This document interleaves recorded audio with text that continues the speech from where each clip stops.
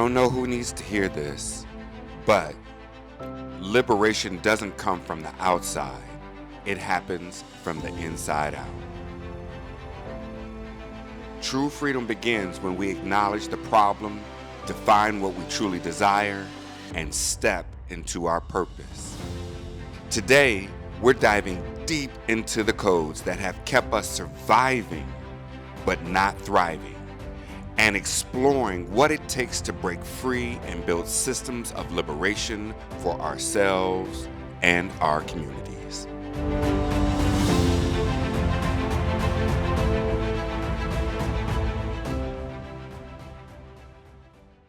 People try liberation outside in. Liberation happens from the inside out, right? So the first step is to acknowledge that you have a problem. The second step is to think of what is it that you actually desire. Most of us are chasing what our parents wanted for us, our grandparents wanted for us, our society says we should be chasing. Very few of us have examined what our own personal code is, our own personal purpose. Why am I here? That is important. That is essential. So find out what your purpose is. Your purpose is actually written into the code of your being. It's actually in you, right? Lion King was this huge hit. And at a given point in the movie, Mufasa is an ancestor, and he comes back to Simba and says, basically, I'm going to paraphrase, Simba, you're tripping. You out here hanging with pigs and monkeys out in the field. You letting Scar, your uncle, run the kingdom all ragged. Your mama's back there getting abused. What are you doing out here singing Hakuna Matata for when you have a whole destiny that lies in front of you? You're not on purpose, son. You are not on purpose. So I need you to get your act together, garner your energy, get your boys with you or not. If they coming, they coming. If they not, they not. And get back to your kingdom. And that is when everything shifted for Simba, is when he got on his purpose. He understood his purpose, and that directs your action. Then the next step is to be active on your purpose. Stay on your purpose. You made a post right after the election that got a lot of attention, and in it you were talking about we can't wait for the system to save us. We cannot wait for the system to save us. That is an act of insanity. It goes against our historical lived reality. It goes against the laws of nature for us to believe that anyone is going to save us but ourselves. That's both on an individual level and on a collective level. Everything that we need to save ourselves is within us. Everything. There's nothing external. We cannot send off to Amazon for a savior, right? We cannot go to the mall and pick up a savior real quick. And some people want to do that because they've been made to be lazy about their own liberation. I want to say this, and this is going to hurt some feelings, but I'm provocative. I admit it. Only 0.02% of people who were ever enslaved ran. Most people did not run. Most people succumbed to the circumstances in which they were in, which is why I said earlier, when you decide to change your habits, when you decide to be abundant and wealthy, it's only going to be about 0.02% of people that are going to be able to be like, yo, okay, I'm with you. I'm on that. That doesn't threaten me. I don't hate you. I don't despise you. I'm not looking at you, right? It's going to be a very small group of people that ultimately do that. So with that being said, most people are not going to run. Most people are not going to do the work that is necessary. I wrote that post because of this reality. When hope is dashed against a rock, that's when people are more likely to build their own boats. When the ship that the system has given us to carry us from one place to another is smashed and dashed against the rocks, it provides an opportunity. Because what I felt we were in danger of is if things would have gone the way that we thought they should have gone, then we would have been like, we're saved. No need to organize. No need to create any self-efficacy. No need to engage in creating systems that stand outside of these current systems. We can rely on this system. And this system will take care of us.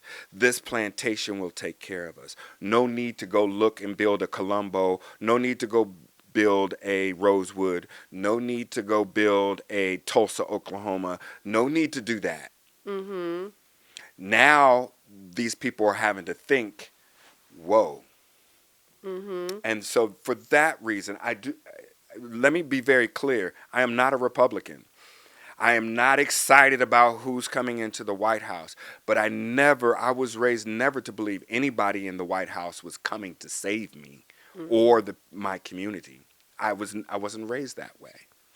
You've referenced Rosewood, Tulsa a few times. For folks that might not know the history quite as much as you, can you break down why that period is so significant and why you, through the nonprofit work you're doing, have been calling for a new Reconstruction era? So what happened after enslavement was abolished was that you had a group of previously enslaved African people that then went and set up towns around the United States.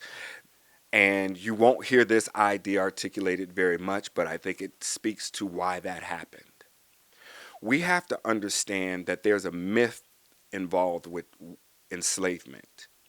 When white people came to Africa to take African people here to America for labor, they didn't go to the jails, they didn't go to the dungeons to get the people that they were getting. They went to the best that was in that society. They were building a whole new nation. So they needed artisans, they needed farmers, they needed people who knew agriculture, they needed people who knew architecture. They came and got some of the best and the brightest and brought them over to build this nation, which is why it was in our DNA when we were given a moment of freedom to recreate those things.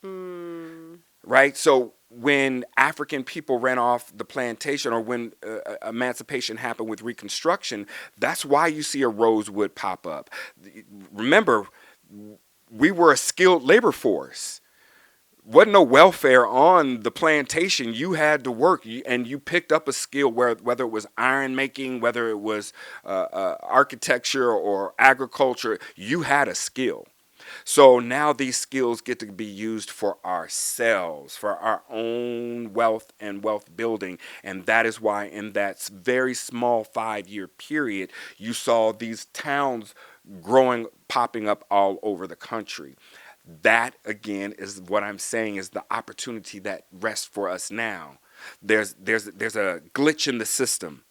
The glitch of Reconstruction lasted 5 to 6 years, where they were giving 40 acres and a mule, and then it quickly switched out, right? And went back, and then you had the growth of the KKK and all these oppressive systems, right?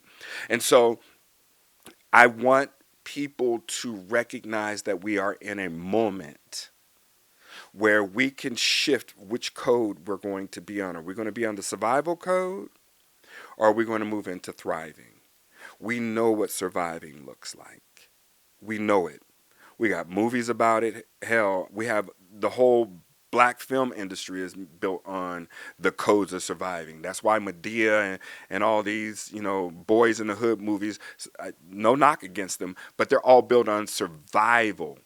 This is why the culture lost its mind when a movie like Wakanda was made, because there you saw people thriving, you saw black people thriving, and you just had never seen that on film before. And so we cannot hope for Wakanda. We're going to have to build it. Thank you for hanging out with us today. Here's how you can get on code with what we talked about. Today's major takeaway: liberation is an inside job. Waiting for systems to save us is an act of insanity. Everything we need to build thriving, independent lives and communities is already within us. It's time to claim it. Your uncode exercise: first, examine the code. Reflect on one area where you're waiting for external change, whether it's in your personal life, career, or community. And ask yourself, what am I hoping someone else will fix for me? 2, define your purpose. Write down what freedom and thriving look like for you. What does building your own version of Wakanda mean in your life? Be specific. And 3, take one action. Identify one step you can take this week to move forward your vision of thriving. It could be learning a new skill, creating a plan, or connecting with others who share your vision.